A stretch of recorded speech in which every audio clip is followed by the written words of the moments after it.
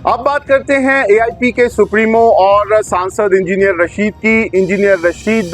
की जो इंतरिम बेल है वो अब 14 अक्टूबर तक यहां पर दिल्ली की कोर्ट ने बढ़ा दी है। कोर्ट में उन्होंने यहां पर इंतरिम बेल को बढ़ाने की अर्जी दी थी। इससे पहले अगर हम बात करें तो इंजीनियर रशीद जो थे वो टेरर फंडिंग के मामले में यहां पर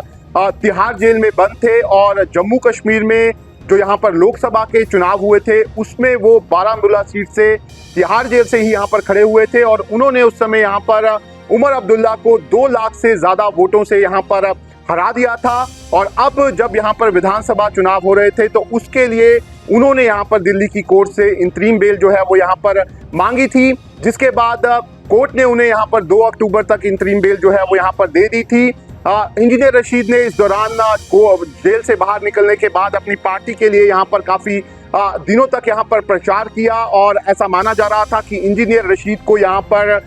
कई सीटें जो हैं वो मिल भी सकती हैं। लेकिन जिस तरीके से इंजीनियर रशीद बाहर आए और जो यहाँ पर नेशनल कॉन्फ्रेंस और दूसरी पार्टियां हैं उन्होंने यहाँ पर उनके खिलाफ नैरेटिव जो है वो यहाँ पर बनाया, उसके बाद इंजीनियर रशीद को यहाँ पर विधानसभा में उतनी कामयाबी नहीं मिल पाई जितनी वो यहाँ पर सोच रहे थे और सिर्फ वो अपने जो यहाँ पर पुश्तैनी सीट है लांगेट की वहां से अपने भाई को जिताने में ही सिर्फ यहाँ पर कामयाब रहे। और यहाँ पर कहीं ना कहीं उन्होंने जो कोशिशें की वो यहाँ पर कहीं ना कहीं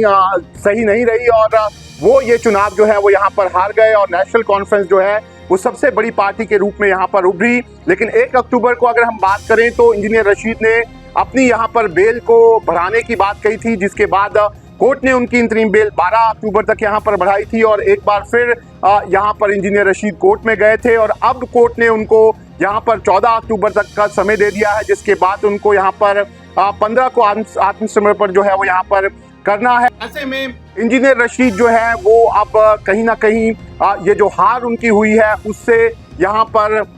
कोशिश कर रहे हैं कि इसकी हार का खामियाजा जो है उनको आगे भुगतना ना पड़े, उसके लिए लगातार अलग अलग तरह की कोशिशें यहाँ पर कर रहे हैं। इस बीच शनिवार को इंजीनियर रशीद जो हैं वो जम्मू कश्मीर के लेफ्टिनेंट गवर्नर मनोज सिन्हा से भी मिले हैं। उन्होंने यहाँ पर मनोज सिन्हा से कई मुद्दों पर यहाँ पर बात जो है वो यहाँ पर की है और खास तौर पर उन्होंने मनोज सिन्हा से कहा है कि जिन यहाँ पर सरकारी कर्मचारियों को उन्होंने बर्खास्त किया है उसको लेकर यहाँ पर वो यहाँ एक बार फिर जो है वो यहाँ पर सोचें। इसके साथ ही साथ उन्होंने ये भी कहा है कि जो यहाँ पर अलग अलग लोग अलग अलग जेलों में जम्मू कश्मीर और बाहर की जेलों में बंद है उनको रिहा करने के लिए भी उन्होंने लेफ्टिनेंट गवर्नर से यहाँ पर हस्तक्षेप करने की अपील जो है वो यहाँ पर की है और लेफ्टिनेंट गवर्नर ने भी उनको साफ तौर पर कहा है कि वो केंद्र सरकार से इस मामले में जो है वो यहाँ पर बात करेंगे। लेकिन ज़रूर